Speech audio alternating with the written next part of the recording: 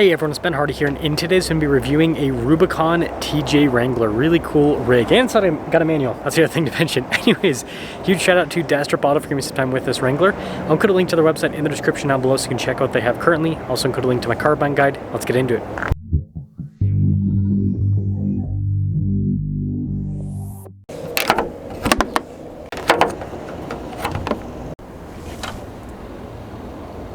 Under the hood, we have a 4-liter inline 6 that goes through a 5-speed manual transmission.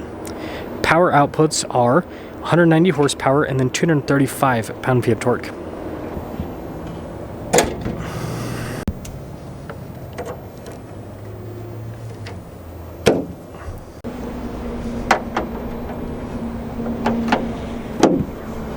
Before we move forward with this review, I do want to mention if you want to see more videos just like this, then I recommend you subscribe because I post content every single day.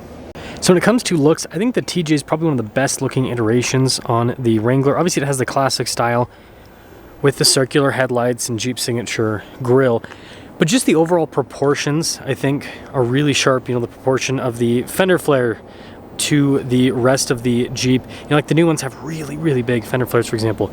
This one does have an aftermarket bumper with recovery points. It also has a winch, which is pretty cool. But yeah, overall, the classic looks, I love them. Now, this one also has these bigger tires as well. And I notice a lot of these TJs, they always go for these chrome wheels, which gives it that kind of like retro off-roader look, because a lot of the modern off-roaders, their wheels are all blacked out, like think Toyota TRD Pro, for example. But you guys can see here with the fender flare, notice how it goes from painted there. I guess that's technically the fender here. Yeah, that's technically the fender. You go from painted to the fender flare, which is unpainted. Got the rock rail step here on the side. And this is a 2-door hardtop. So pretty cool look there on the side. Very iconic, I'd say. Now we of course have the spare tire here on the rear. This is an aftermarket setup, so you guys can see again with the recovery points. And this is pretty easy to use. So you basically just unlatch this right here, pull this away, and then this will allow you to open up the swing gate and the rear window here in the back normal Wrangler fashion. So it's a good aftermarket unit that makes accessing everything really easy. But yeah, overall, I love the classic looks. And this leads us inside, where it's actually pretty nice with the trim throughout. We of course have hand crank windows, which I feel like that's iconic. That's definitely iconic. Got these seats here. I love the cloth trim they used in the 90s and the 2000s. Just really cool stuff if you ask me. I think if okay, it's this latch right here to pull the seat forward. We do have the back seats here. You can actually fit people back there pretty comfortably. Again, it's a very boxy design there, so it's actually not too shabby, not too bad to use. But something to mention is getting back there is obviously difficult. You got to kind of squeeze yourself through the front here. Now this is where things get pretty old school, and I wish they did grab handles like this on doors. Like this just makes sense. Anyways, we gotta put the key here in the ignition old school way. Clutch in. Boom. And look at that, fully analog gauge cluster. I really hope the analog gauge clusters make a comeback because, again, it's more simplistic. It just makes sense. We only need this to be digital, right? We don't need the whole thing to be digital nowadays. And I like the steering wheel too. Nice trim here. It's held up really well. And again, you can see not super high mileage, 39, the camera will focus, 39,000 miles on this. But this even has cruise control, which is a pretty cool feature. We've got some vents here in the center, and then looks like we have an aftermarket radio unit. And then you guys can see with the climate control setup here, and then down below with the outlets and all of that as well. Oh, and I do want to mention the Rubicon axle lock setup, so that's pretty cool. We also have 4-wheel drive. Of course, we got the 5-speed manual, and then you see the cup holders here, and then the brake. And this is pretty cool center console. And again, very basic with the materials, but I like that. I like that. And we got the Jeep grab handle. This feels way sturdier than the modern ones, I will say that. And then the hardtop as well. So with that being said, let's see how this performs.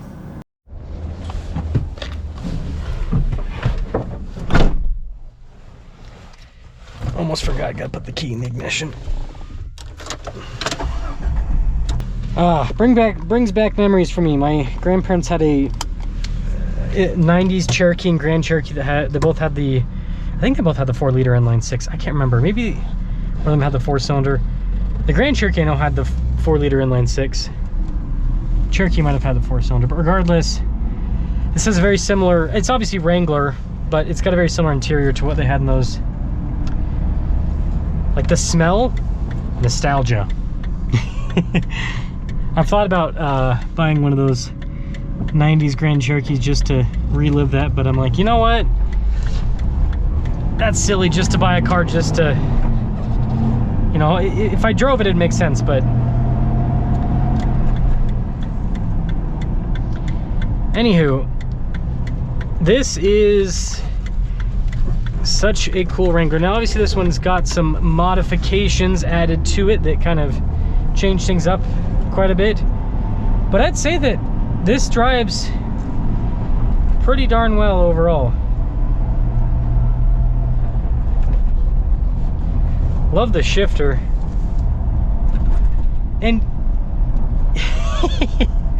this has the bad Jeep handling characteristics that I think add to the fun. You really have to pay attention when you're driving because the suspension is just floaty all over the place. Look at that, going over the bumps. Like, you really got to pay attention.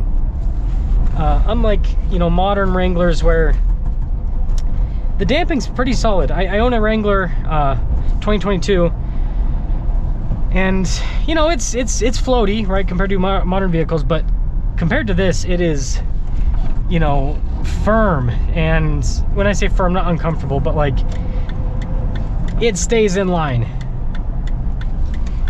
Man, this is a cool rig. It's so small too, so it's really easy to drive. And you know, the power feels fine so far. It's not fast, obviously, it's pretty slow, but it doesn't feel like it's in the way. It feels adequate, I'd say. Man, it's just blue, blue, blue, blue, blue, blue. It's kind of fun. It's kind of fun. I like it.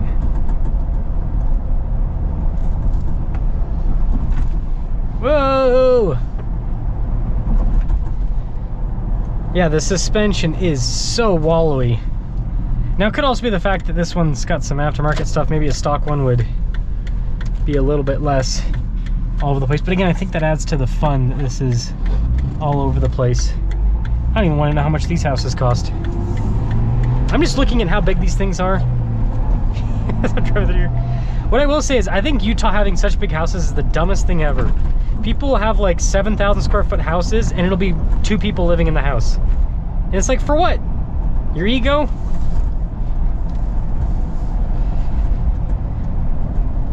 But continuing along.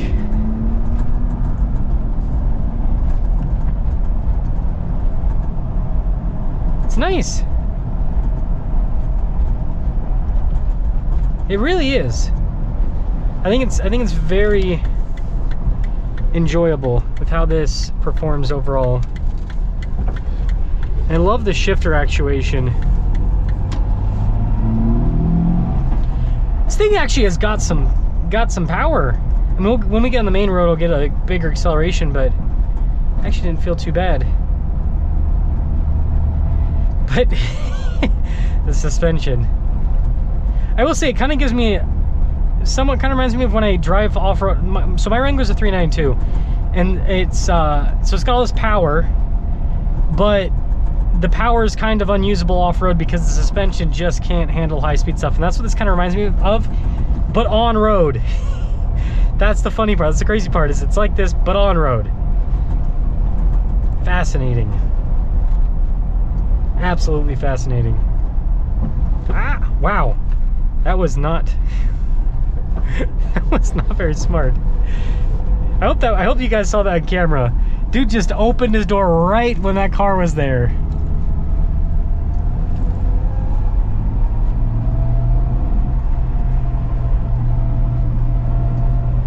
This really does have like more than enough power though. I think Doug DeMuro compared this to I'm bringing him up because I just watched his video the other day talking about off-roaders. He compared this to like a Miata. He said like this Miata of Wranglers. I could kind of see that, because just like the Miata, you can have fun with this at low speeds because of how bad it is. Like the Miata has a bunch of body roll, and so it's fun at low speeds. This has a bunch of body roll, so it's fun at low speeds. You feel like you're having an experience. Okay, let's unleash the beast. Ooh, it's got a kick.